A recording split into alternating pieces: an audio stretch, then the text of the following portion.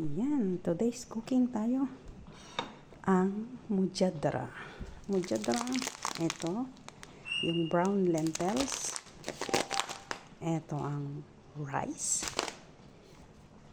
Dalawang sibuyas. Malalaki, kailangan daw kasi maraming sibuyas. And then, ito, hindi ko mabasa kung ano yan, pero cumin ang sabi nila. And of course, ang ating asin. Hindi nawawalang asin. And marak off. Ayan. Marak off sa Hebrew. Pero sa tawag natin, maji powder. Ayan.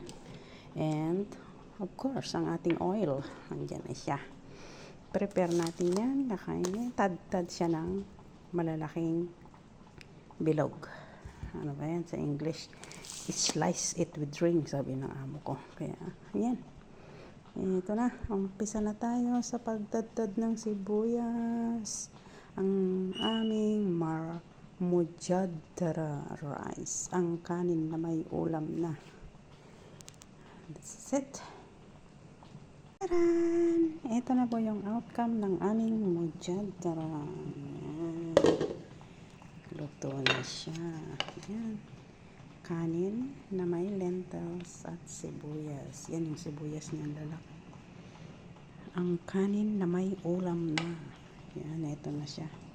Kalahin mo ba ng 1 kilong bigas ang ilagay? Diba? Ang dami. Parang pagkain ng party. Punong-puno talaga yung lutuan namin.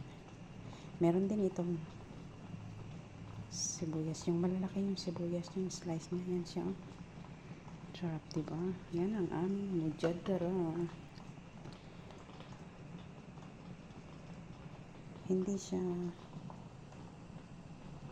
nilagyan pa pala ito ng turmeric, kaya may kulay siya. Yan.